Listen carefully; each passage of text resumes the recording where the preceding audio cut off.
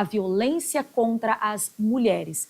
Diariamente, a mídia noticia casos de agressão contra as mulheres, de morte por seu companheiro ou ex-companheiro, que não aceitou a separação. Na maioria das vezes, esse é o motivo, né? Uma pesquisa do Instituto Patrícia Galvão, divulgada hoje, que é o Dia Internacional pela Eliminação da Violência contra a Mulher, estima que quase 17 milhões de brasileiras já viveram ou vivem em situação de risco de feminicídio.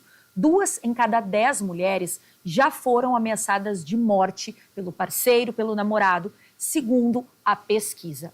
Em 2023, conforme dados do Fórum de Segurança Pública, foi o ano, gente, com o maior número de feminicídios desde que esse crime foi tipificado no Brasil lá em 2015. Foram 1.463 vítimas, 1.463 vítimas de feminicídio no ano passado em todo o país, ou seja, 1,4 mulheres mortas para cada grupo de 100 mil.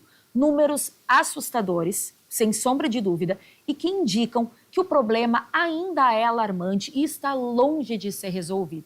Como é que a gente faz para mudar esse cenário? E qual é, sim, o papel dos homens na luta contra a violência de gênero?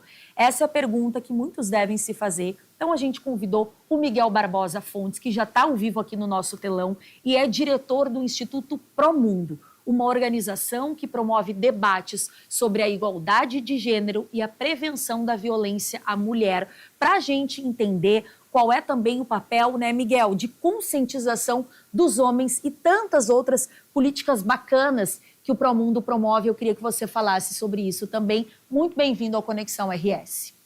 Muito obrigado, fico satisfeito e feliz de ter essa oportunidade de falar sobre um tema tão importante que vimos trabalhando há mais de 27 anos dentro dessa perspectiva de engajar o homem numa ressignificação de masculinidade e paternidade para igualdade de gênero e redução da violência doméstica e violência baseada em gênero. Muito prazer de estar aqui. Prazer é nosso, Miguel. Deixa eu te perguntar, como é que você falou dessa questão de desconstrução, né? Como é que vocês têm feito isso, principalmente em relação às gerações mais antigas, né? Porque eu acredito que essa geração, como a gente diz, ela já vem com o chip trocado, como a gente brinca. Quer dizer, já vem com uma outra forma de pensar, já vem auxiliando muito mais nas tarefas domésticas, por exemplo. Quer dizer, muitas vezes os casais nem discutem isso. É óbvio e é normal e é esperado que o homem lave a louça, troque o lixo, faça comida. Muitas vezes isso nem é pauta de discussão em muitos lares. Mas a gente sabe que gerações mais antigas isso ainda é muito complicado. Como é que vocês fazem esse trabalho na prática junto a essa população? Infelizmente, nas gerações novas também é muito difícil, né? A gente está vendo um surgimento de extremismos dentro de uma visão hegemônica de masculinidade, que o homem não pode chorar, homem não se envolve em cuidado, e isso tem sido propagado de uma maneira forte também nas redes sociais. Existe realmente um grupo que sempre existiu, né, de homens mais sensíveis e que realmente espontaneamente sabem do benefício que é a igualdade de gênero para a sua própria saúde, mas a gente sabe que esses grupos são ainda pequenos, viu? Até em grupos mais novos. Nós estamos trabalhando ainda numa perspectiva um pouco de redução de danos, porque a cultura do machismo ainda se propaga de uma maneira muito significativa. E nós, do Promundo, a gente vem trabalhando nesses 27 anos dentro de uma lógica de 3 P's. Primeiro, pesquisar o fenômeno, né? Porque o homem ele se enquadra sempre numa perspectiva de uma masculinidade hegemônica que não pode chorar, que não pode mostrar seus sentimentos, que não pode se envolver no cuidado. Programas como o programa H e o programa P, que é para proporcionar aos homens ambientes seguros de reflexão para tirá-lo desse subconsciente coletivo do machismo e ele começar a ter consciência que ele entrar na pauta do cuidado, do autocuidado, da igualdade de gênero, não tem nada a ver com a perda da sua masculinidade. São masculinidades no plural. A mulher, quando entrou no mercado de trabalho, ela não perdeu as suas feminilidades, ela não perdeu sua perspectiva feminina, ela ocupou um espaço de igualdade de gênero importantíssimo para a economia, e o homem também tem que se conscientizar que ele tem que entrar na agenda do cuidado para seu próprio benefício. O homem comete 4 vezes mais suicídios do que as mulheres no Brasil. Dentro das enchentes, eu estava vendo a reportagem anterior falando das enchentes, os homens foram totalmente afetados na sua saúde mental e muitas vezes sem espaço para poder refletir sobre suas emoções, sobre o seu luto. E trabalhamos, então, esses programas eles são muito importantes para essa ressignificação de masculinidade que nos retira dessa perspectiva de cuidado. Eu gosto de dizer que a igualdade de gênero no cuidado e autocuidado salvou minha vida, salvou minhas relações. E isso o homem precisa compreender, porque a gente acaba entrando exatamente nesse chip que você está colocando, que a gente acaba nem sabendo questionar esse chip. E a outra parte importante são as políticas públicas. Por exemplo, há um debate enorme no Congresso Nacional para ampliação da licença paternidade, que nunca sai do papel. O homem ele precisa atuar nesse campo.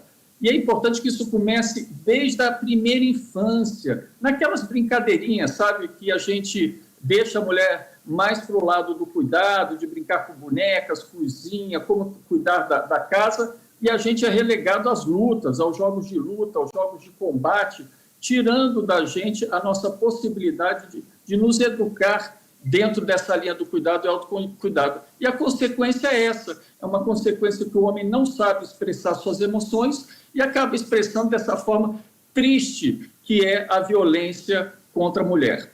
Deixa eu te perguntar, Miguel, você falou dessa questão da licença paternidade, um ponto importante, até porque isso também vai auxiliar, é uma forma, quer dizer, o aumento dessa licença e a implantação, enfim, dessa licença paternidade vai auxiliar essa mulher, porque a gente sabe também que a licença maternidade, a gente já falou isso aqui outras vezes, também não é o ideal, né? Uma vez que, por exemplo, a Organização Mundial da Saúde preconiza e pede que a mulher amamente exclusivamente no peito até 1 ano. Só que a mulher com 5 meses já precisa voltar ao trabalho, então também aí tem alguns paradoxos.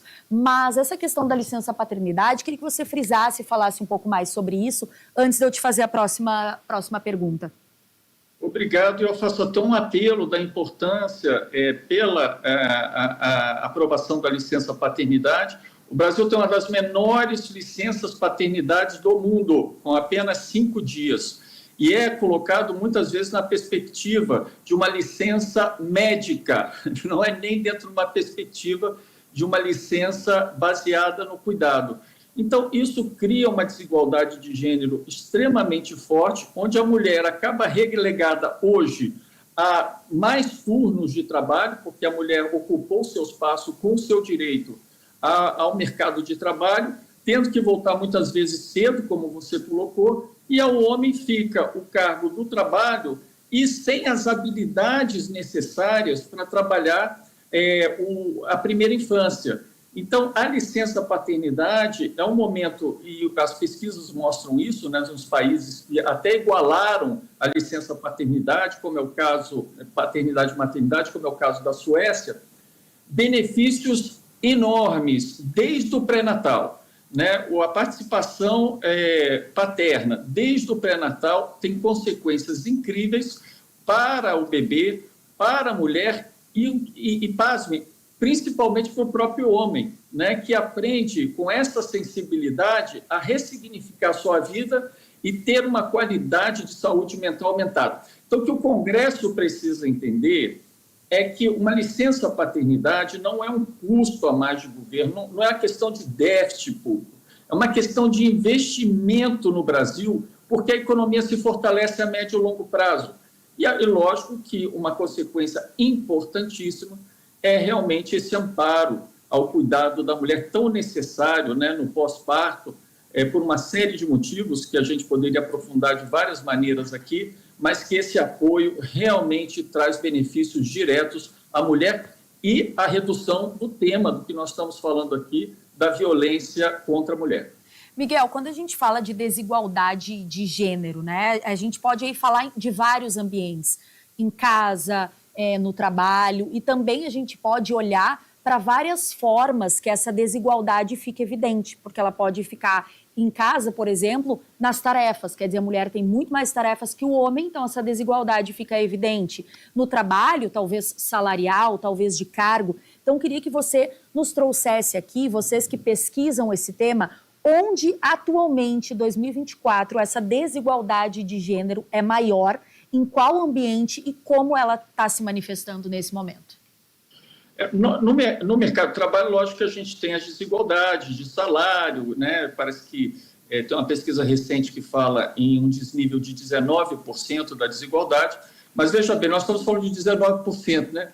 Nas tarefas domésticas, a mulher faz duas vezes e meio mais tarefas do que os homens em casa no Brasil. E olha que no Brasil não é muito alto, não. Em países como no mundo árabe, são 7 vezes mais que os homens, né? Mas vamos para a realidade brasileira dos 2,5, né? Mas isso, o que acarreta? Acarreta um acúmulo muito grande, mas a mulher acaba, desde a primeira infância, mais preparada, em termos de jogos, de educação, de formação, a esse cuidado. O homem não é preparado para isso. E muitas vezes essa educação passa tanto pela educação materna quanto a educação paterna. Então é muito importante que tanto os pais como as mães saibam educar seus filhos na ótica do cuidado desde o início das suas vidas, porque tem um elemento aí muito importante. Assim como a mulher foi para o mercado de trabalho, a igualdade de gênero ajudou muito a saúde mental das mulheres, ajudou a sua autonomia, o seu empoderamento. Por incrível que pareça, nossos estudos demonstram que os homens que participam do cuidado também se empoderam, no sentido humano do empoderamento. Se tornam homens mais sensíveis, homens mais capazes de buscar ajuda, homens mais capazes de buscar os serviços de saúde.